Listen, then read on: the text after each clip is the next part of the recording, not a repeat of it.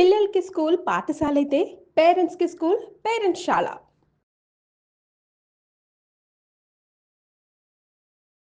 వాగర్థావివ సంపృక్తౌ వాగర్థ ప్రతిపత్తయే జగతః పితరౌ వందే పార్వతీ పరమేశ్వరౌ.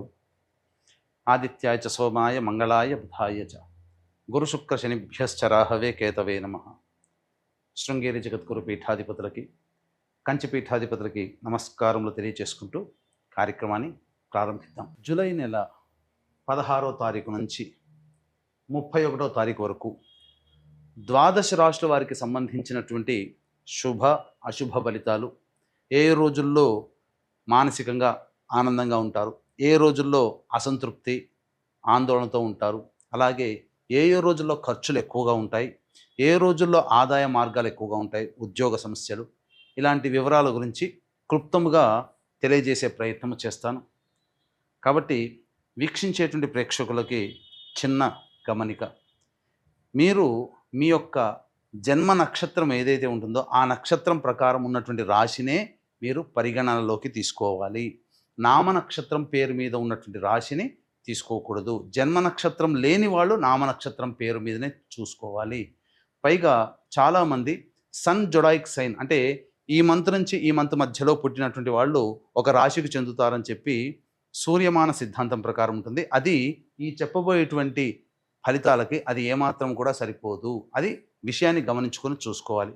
కాబట్టి జన్మ నక్షత్రము, జన్మ రాశి లేదా ఈ రెండు లేకపోతే నామ నక్షత్రము, నామరాశి మీద ఉన్నటువంటి వివరాలనే మీరు ఆ రాశి ప్రకారమే చూసుకుంటే మీకు రమారమిగా మీ ఈ చెప్పబడే ఫలితాలు మీకు సరిపోతాయని చెప్పవచ్చు.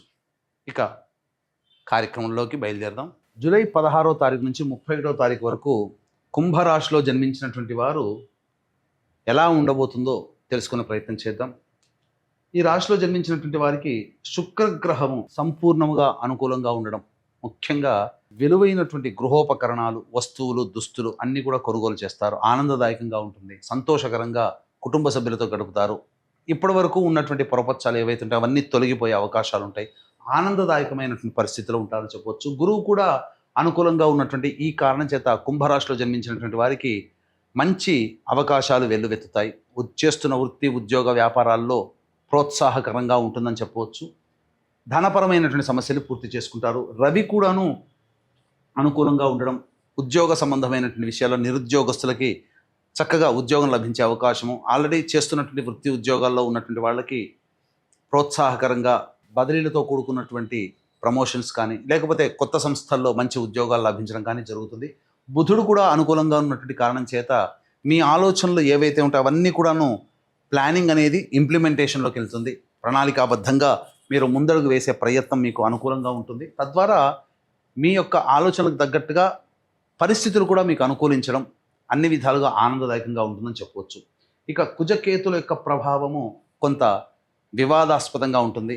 ఇతరులతో కొంత సఖ్యత లేని కారణం చేత మీరు కొన్ని ఇబ్బందికర పరిస్థితులు, సహాయ సహకారాలు ఇతరులు అందించలేకపోవడం వల్ల మీకు మీరే స్వయం కృషితో ముందడుగు వేయాల్సినటువంటి పరిస్థితి గోచరమవుతుంది. ఇక 29, 30, 31 ఈ 3 రోజుల్లో అష్టమ కుజదోష ప్రభావం కొంత ఇబ్బందికరంగా మారుతుందని చెప్పవచ్చు. ఇక రాశిలోనే రాహువు మరియు ఈ యొక్క ద్వితీయ స్థానంలో శని, ఏళ్ళనాటి శని ప్రభావం వక్రీకరించి ఉండడం, రాశిలోనే మళ్ళీ సంచారం చేస్తుండడం, ఈ కారణం చేత కుంభరాశి వారికి శని ప్రభావం కొంతవరకు అనుకూలంగా ఉండదు. కాబట్టి జాగ్రత్తలు పాటించండి. తర్వాత ఒక కుజగ్రహము, కేతుగ్రహము, శనిగ్రహం తప్ప మిగతా అన్ని గ్రహాలు అనుకూలంగా ఉన్నటువంటి కారణం చేత సమస్యలు ఉన్నప్పటికీ కూడాను దైవానుగ్రహం చేత ఆ సమస్యల్ని స్వయం కృషితో పరిష్కరించుకుంటారని చెప్పవచ్చు. ఇక ఈ రాశిలో జన్మించినటువంటి మహిళలకి ప్రధానంగా గౌరవ మర్యాదలకి ఏమాత్రమూ లోటు ఉండదు. ఇప్పటి వరకు మిమ్మల్ని దూరం పెట్టినటువంటి వ్యక్తులే మిమ్మల్ని సాధారణంగా గౌరవంగా చూసుకుంటారు. కుటుంబ సభ్యులు ముఖ్యంగా మీకు విలువ ఇస్తారు, మీ మాటని పాటిస్తారు. అలాగే చేస్తున్నటువంటి వృత్తి ఉద్యోగ వ్యాపారాల్లో ఆనందదాయకంగా జీవితాన్ని గడుపుతారు. అన్ని విధాలుగా ధనపరమైనటువంటి సమస్యని పూర్తి చేసుకుంటారు. రావాల్సినటువంటి బాకీలు మహిళలకి ముఖ్యంగా వచ్చే అవకాశం ఉంటుంది.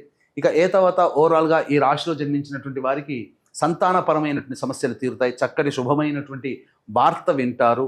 అలాగే విద్యార్థులకి మంచి స్థితిగతితో కూడుకున్నటువంటి జీవితం ఉంటుంది. కోరుకున్న చోట విద్యా సంస్థల్లో మీకు ప్రవేశం లభిస్తుంది. ఆనందదాయకంగా ఉంటుందని చెప్పవచ్చు.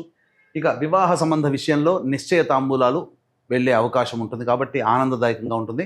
మంచి సంబంధాలు కుదురుతాయని చెప్పవచ్చు. ఇక దైనందిన కార్యక్రమంలో 16 నుంచి 31 తారీఖు వరకు ఆదాయము, ఖర్చు, సుఖము, దుఃఖము ఎలా ఉంటాయో తెలుసుకునే ప్రయత్నం చేద్దాం.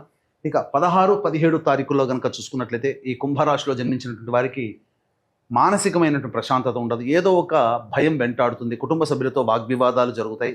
ఖర్చులు కూడా ఉంటాయని చెప్పవచ్చు. 18, 19, 20 తేదీల్లో ఆదాయం చాలా చక్కగా ఉంటుంది. ఖర్చుకు మించిన ఆదాయం లభించడం, సమస్యలన్నీ పరిష్కరించుకోగలుగుతారు. ఎదుటి వాళ్ళ సహాయ సహకారాలతో మీ పనులన్నీ పూర్తి అవుతాయి. కొత్త వ్యక్తులు పరిచయం అవుతారని చెప్పవచ్చు. ఇక 21, 22 తారీఖుల్లో వాహనాన్ని నడిపేటప్పుడు జాగ్రత్తలు పాటించాలి. వాహన మరమ్మతులు, గృహ మరమ్మతులకి ఎక్కువగా ఖర్చులు అవుతాయి. ప్రశాంతత లేని జీవితాన్ని గడుపుతారు. సంతోషం ఉండదు. అలాగే తల్లిగారి ఆరోగ్యం పట్ల శ్రద్ధ వహించాలి. ఇక 23, 24 తేదీల్లో కనుక చూసుకున్నట్లయితే ప్రధానంగా వృధా కాలయాపన జరుగుతుంది. అన్ని అవకాశాలు దగ్గర దాకా వచ్చి వెనక్కి వెళ్ళిపోతూ ఉంటుంటాయి. మీ ఆరోగ్యం పట్ల శ్రద్ధ వహించాల్సినటువంటిది. ఇండైజేషన్ ప్రాబ్లంతో ఇబ్బంది పడతారని చెప్పవచ్చు. ఇక వీక్షించేటువంటి ప్రేక్షకులు కూడా కాశీ విశ్వేశ్వరుని యొక్క ఆజ్ఞ మేర కాశీక్షేత్రంలో ఉండడం జరుగుతుంది. అమావాస్య, గురువారము, పునరుసు నక్షత్రం కలిసినటువంటి రోజున మీ పెద్దల యొక్క ఆత్మతృప్తి కోసం బ్రాహ్మణుని కర్తగా పెట్టి పిండ ప్రదాన కార్యక్రమం చేయించడం జరుగుతుంది.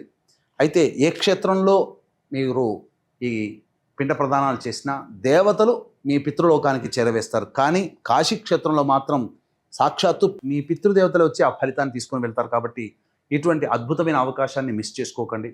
అలాగే రాత్రిపూట నిశీ సమయంలో పుష్యమీ నక్షత్రము, గురువారము, అమావాస్య ఉన్నటువంటి ఈ రోజున జాతకరీత్యా ఉన్నటువంటి వివిధ దోషాలతో బాధపడుతున్నటువంటి, అనగా విద్య, వివాహ, ఉద్యోగ, దాంపత్య, అనారోగ్య సమస్యలతో బాధపడుతున్నటువంటి వారికి క్షేత్రపాలకురాలు అయినటువంటి వారాహి హోమము, క్షేత్రపాలకుడు అయినటువంటి కాలభైరవ హోమము మరియు ప్రత్యంగిర, బగలాముఖి, రాజశ్యామల, సుదర్శన హోమాలతో పాటుగా మేష, మిథున, కర్కాటక, సింహ, కన్య, వృశ్చిక, ధనస్సు, కుంభ, మీన రాశిలో జన్మించిన వారికి సర్వదోష నివారణ పూజల హోమాలు అనేటువంటి చేయించడం జరుగుతుంది.